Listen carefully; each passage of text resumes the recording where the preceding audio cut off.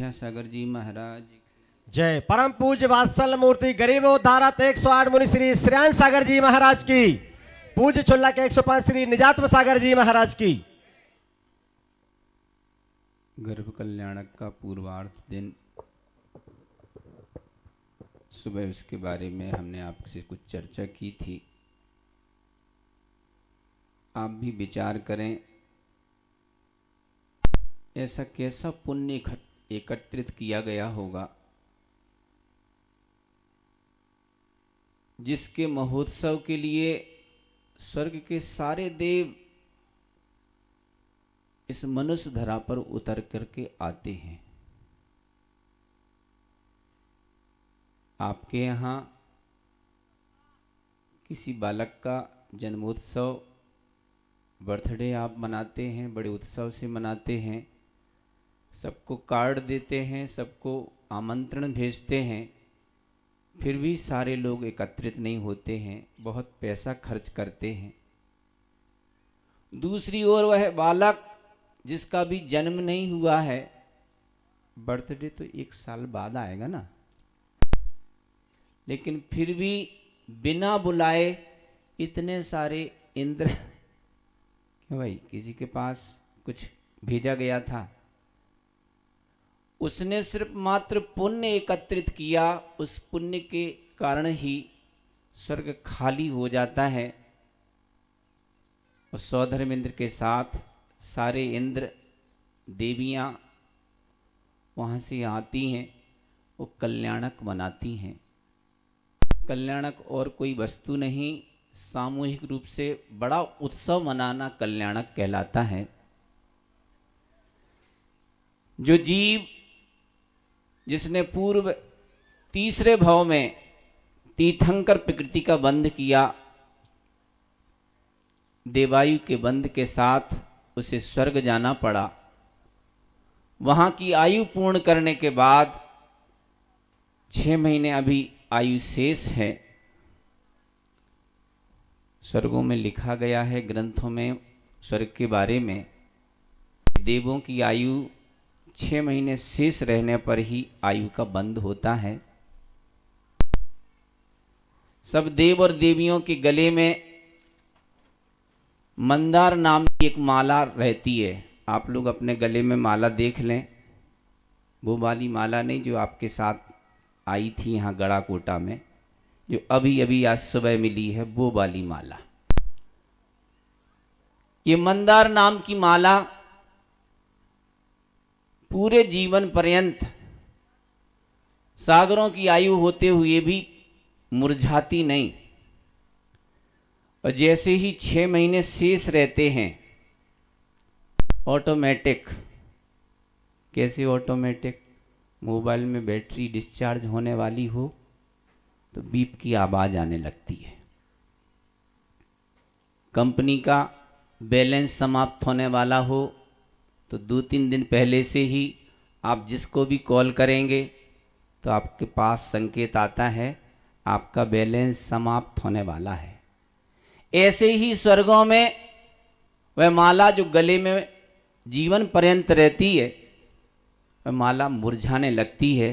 ये संकेत देती है 6 महीने शेष हैं, इसके बाद आपकी वैलिडिटी समाप्त होने वाली है। ग्रंथों में लिखा है, जो मिथ्या दृष्टि देव और देवियां होते हैं, वे रुदन करने लगते हैं, दुख मनाते हैं। दुख क्यों मनाते हैं? कि सारा वैभव बस अब छूटने वाला है।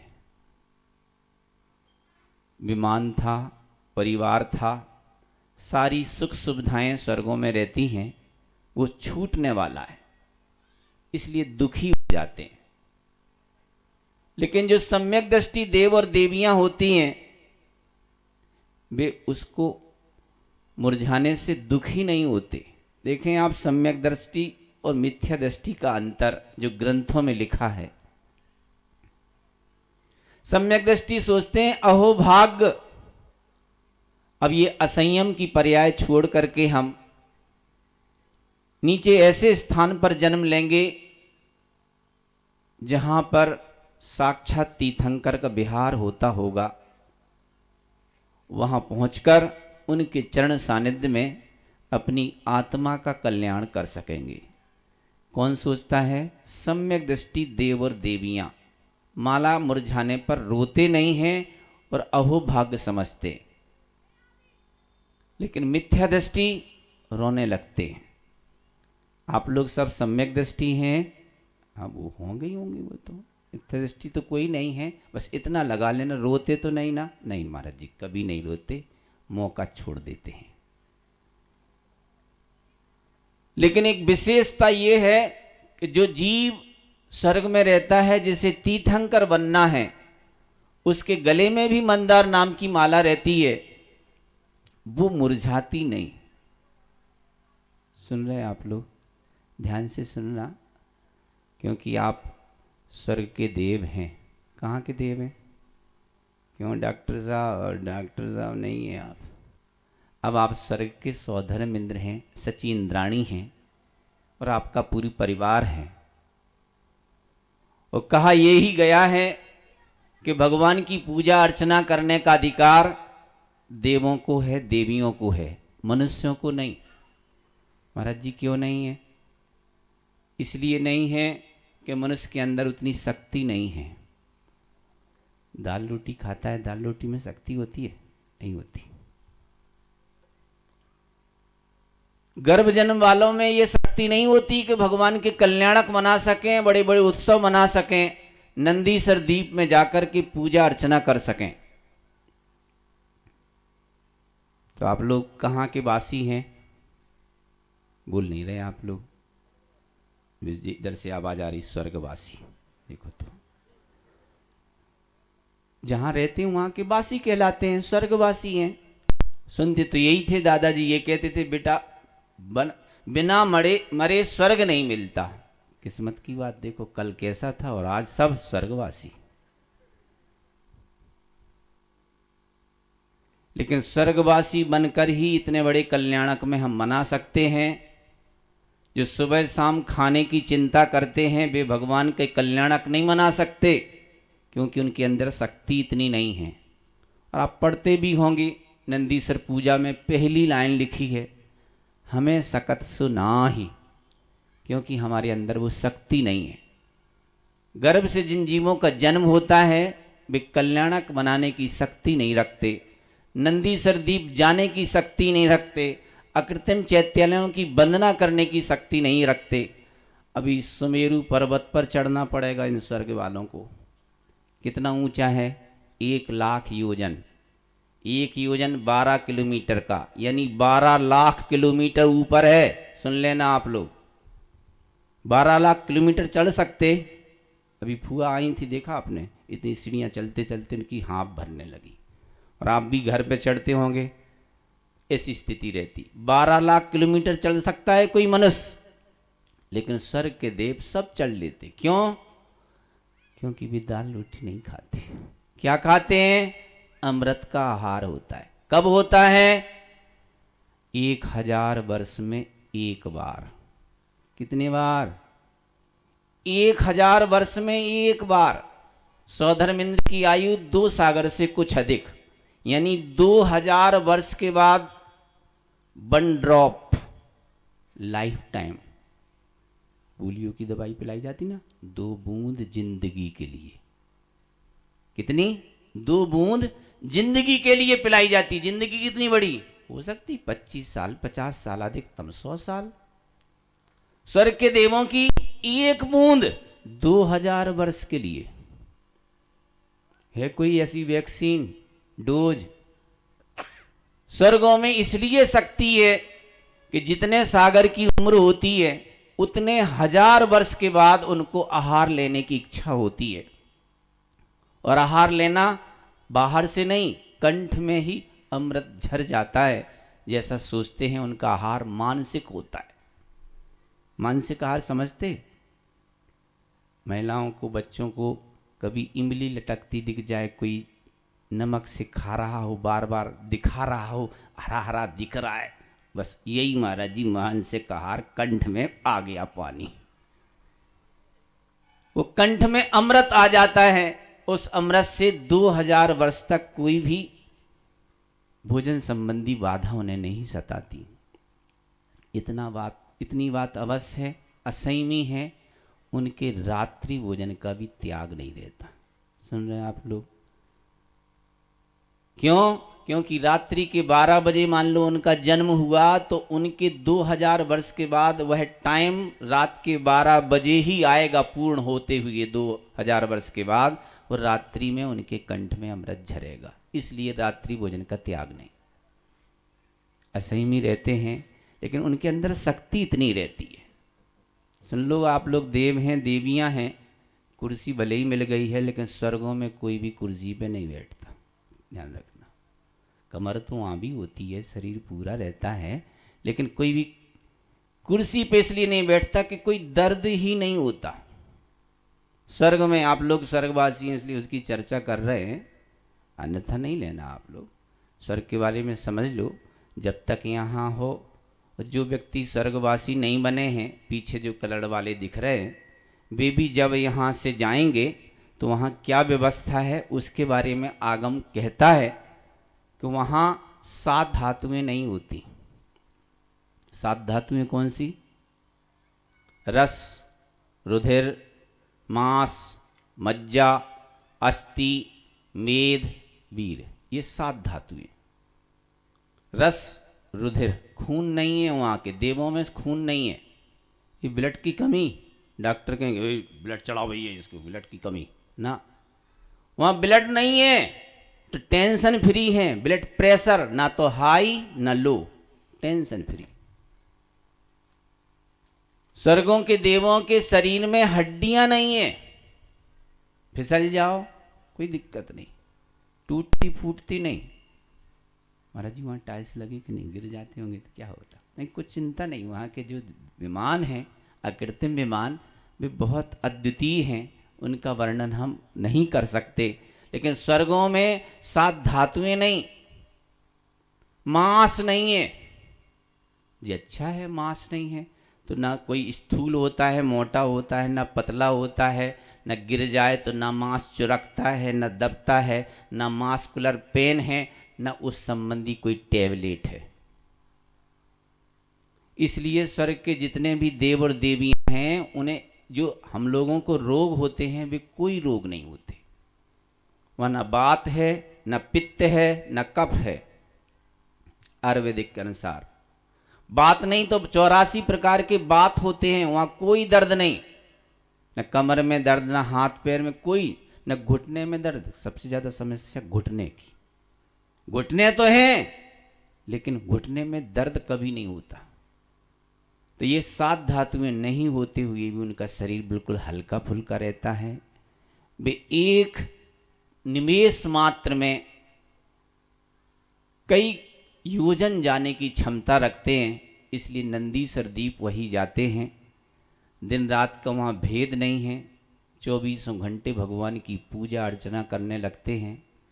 आप लोगों के संस्कार अभी गड़ा कोटा के हैं, इसलिए जैसे ही अंतव का समय होगा तो फिर आपकी इच्छा होगी कि बस तैयारी करना है। लेकिन स्वर्गों के देवों का कारण यही है कि पूजा में उन्हीं का मुखिया बनाया जाता है, वही मुख्य रहते हैं, क्योंकि 2000 वर्ष तक तो भोजन करने की चिंता ही नहीं, कोई सोता नहीं वहाँ देव। सुन रहे सोने वाले? अरे जी खा के तो सब सोती, वानियाँ तो सबसे ज्यादा सोती। लेकिन वहां कोई भी स्वर्ग में देव सोता नहीं है, इसलिए शरीर स्थूल नहीं होता है, हल्का फुल्का रहता है, शरीर संबंधी कोई रोग नहीं है। इसलिए भगवान की अर्चना खड़े होकर के पूजा निरंतर करते रहें तो उन्हें कोई दर्द नहीं, ना कुर्सी ना सोफा किसी की आवश्यकता नहीं पड़ती है। स्वर्ग के देवों की ऐसी स्थिति रहती है। आप स्वर्गवासी हैं इसलिए थोड़ा आपको बता दिया। आप थोड़ा ध्यान रखना, यदि कमर में दर्द हो, भूख लगे, प्यास लगे, उनके पास मोबाइल नहीं रहता, ध्यान रखना। मोबाइल से टेंशन ज़्यादा होता है। घंटी बजे यदि रखा है उल्टा तो भी आपके मन में इच्छा होती है क्या पता किसका, पलट के देखा तो कंपनी का, टेंशन आ गया, चला गया। ऐसे ही नींद लगी है आपकी, थोड़ी देर से लगी है, फिर भी घंटी बज गई, आपकी नींद खराब हो गई। स्वर्ग में सब प्रकार के सुख हैं। जो जो दुख यदि आपको दिखते हैं, उन दुखों के कारण स्वर्गों में नहीं हैं। शरीर संबंधी, वाचनिक संबंधी वहाँ कोई दुख नहीं है। यदि दुख है तो मानसिक दुख है। मानसिक दुख यही है कि जी हमसे बड़े देव हैं, जी आगे बैठे हैं और हम लोग नीचे। वो तो अच्छा किया पंडित जी ने सबको नीचे उतार दिया, नहीं तो नीचे वालों को टेंशन, ये ऊपर और हम नीचे, बस इतना। यही दुख स्वर्गों में भी है। और आचार्य ने इसका कहा भी है कि जिन्होंने जितना ज़्यादा धर्म किया है वे उतने ऊंचे स्थान पर पहुंचते हैं। जिन्होंने धर्म किया ही नहीं है वे स्वर्ग में तो रहते हैं, लेकिन स्वर्ग में सुधर्म नाम की सभा के बाहर द्वारपाल बन करके किलबिष जाति नाम के देव वहाँ बनते हैं। देव हैं, वर्षों के बाद सांस लेते हैं, हजारों वर्षों के बाद आहार करते हैं, शरीर में 7 धातुएं नहीं होती हैं, सब प्रकार के सुख हैं। लेकिन बस एक ही दुख है कि हमें बाहर खड़ा रहना पड़ रहा है, और ये भीतर बैठे। तो वह जीव कितना पुण्यात्मा होगा जो स्वर्ग में रह करके 6 महीने शेष बचे हैं। सब जीवों की, देवों की, देवियों की माला मुरझा जाती है, लेकिन उस बालक, उस देव की माला नहीं मुरझाती। इससे सारे देव समझ जाते हैं कि यह जीव तीर्थंकर बनने वाला है। अभी मनोज शर्मा दिखा रहे थे कि महाराज जी भ्रूण हत्या होती है, सोनोग्राफी से देखने में आ जाता है, लेकिन सौधर्मिंद के पास इतना अच्छा अवधि ज्ञान रहता है, बिना सोनोग्राफी से जान जाता है कि कौन बालक किसके गर्भ में कब आने वाला है। उसका काम स्वयं का कुछ नहीं है, उसका काम सिर्फ ऑर्डर चलाने का है। ऑर्डर चलाने वाला बना कैसे?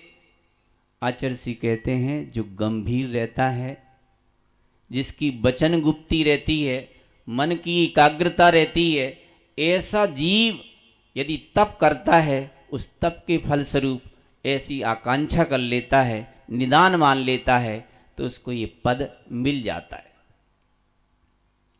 तो बिना सोनोग्राफी से कौन सा जीव किस गर्भ में कब पहुंचने वाला है, इसका पूरी लिमिट भी बना लेता है।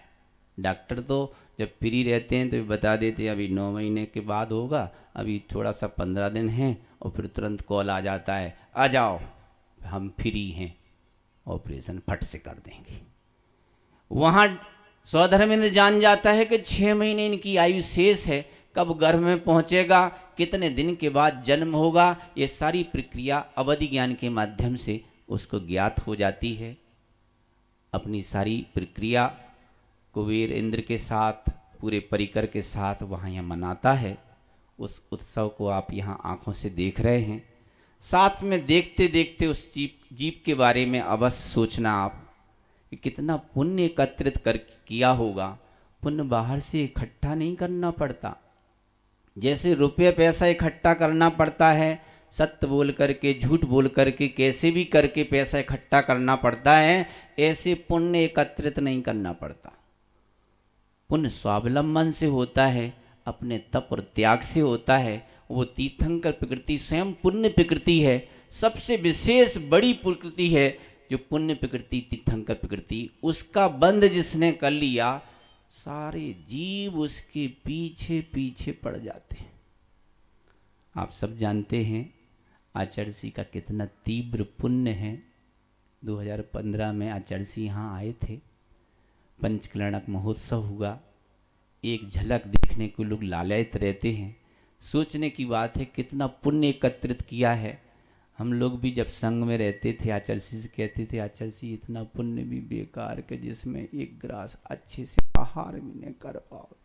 24 घंटे में तो आहार हो, धक्कम धुक्का भी भाई के हमें देने हमें देने हमें देने, जब तक तो ऐसे आ रही होगा ये भैया हो ही गया। ऐसा तीव्र पुण्य भी। और जब तीर्थंकर का पुण्य, जब आचार्य का इतना पुण्य है, तो तीर्थंकर का पुण्य कितना भव्य होता होगा, कितना बड़ा होता होगा। तो मतलब इतना बड़ा पुण्य करने के लिए कुछ करना नहीं होता, सम्यक दर्शन मुख्य है। चतुर्थ गुण स्थान से अष्टम गुण स्थान के बीच मनुष्य भाव में ही तीर्थंकर प्रकृति का बंध होता है। केवली और केवली के पाद मूल में होता है। 16 कारण भावनाएं भाने से होता है। उसमें दर्शन विशुद्धि नाम की विशेष भावना है। विशुद्धि सिर्फ अंतरंग की इतनी ही, सुखी रहें सब जीव जगत के। हम बोल सकते हैं ये मेरी भावना हो सकती है, तेरी भावना, लेकिन अंतरंग की भावना जब तक नहीं होगी तब तक तीर्थंकर प्रकृति का बंध नहीं होता है। और तीर्थंकर प्रकृति का बंध हो गया तो तुरंत उदय में नहीं आता है, तीसरे भाव में ही उदय में आता है। भरत और ऐरावत क्षेत्र में जितने भी तीर्थंकर हुए हैं और होंगे वे सब स्वर्ग से अथवा नीचे से आएंगे, और यहाँ जैसे ही आएंगे उतना ही उत्सव मनाया जाएगा। वे किसी को बुलाते नहीं हैं, वो आने के पहले ही लोग एकत्रित हो जाते हैं। उनके पीछे ही पीछे सब चलते हैं, उनकी आज्ञा का ही अनुवर्तन करते हैं। और तीर्थंकर किसी को विशेष आज्ञा भी नहीं देते हैं, अपनी क्रियाएं चलती रहती हैं। जैसे आचार्य श्री चलते हैं, किसी को कुछ कहते नहीं, स्वतः ही सब लोग उसको समझ जाते हैं। अपनी चर्या में आचार्य श्री निरंतर रत रहते हैं। वैसे ही तीर्थंकर अपने भाव का कल्याण करते करते सब जीवों का कल्याण करते हैं, उन्हें तीर्थंकर कहते हैं। तीर्थंकर जो धर्म तीर्थ का प्रवर्तन करते हैं, स्वयं तिरते हैं और दूसरों को भी तारते हैं। ऐसे तीर्थंकर बालक का गर्भ में आना आज शाम को रात में होगा, उसकी क्रियाएं आप देखेंगे। उस क्रियाओं के साथ साथ हम बार बार यही कह रहे हैं कि आप उस पुण्य की ओर भी देखें। वो पुण्य कैसे एकत्रित किया होगा उस जीव ने, हम भी ऐसी कौन सी भावना भाएं, कैसा कुछ करें जिससे हमें भी आगामी काल में ऐसा पुण्य एकत्रित हो, हम भी इस संसार के दुख को छोड़ करके अनंत सुख में लीन हो जाएं। इसी मंगल भावना से बोलो अहिंसा परमो धर्म की। आचार्य गुरुवर श्री विद्यासागर जी महाराज की। परम पूज्य वात्सल मूर्ति 108 श्री श्रेयांश सागर जी मुनि महाराज की। पूज्य 105 क्षुल्लक श्री निजातम सागर जी महाराज की। ध्यान देंगे, अभी सभी बड़े पात्र जैसे ही यहाँ से विसर्जन होगा, हाल में मनोज शर्मा कलाकार के पास पहुँचेंगे और वहाँ शाम को जो सभा लगना है उसकी रिहर्सल करेंगे। शाम को 7 बजे यहाँ पर आरती प्रारंभ होना है। समय का सभी लोग ध्यान रखेंगे। आरती के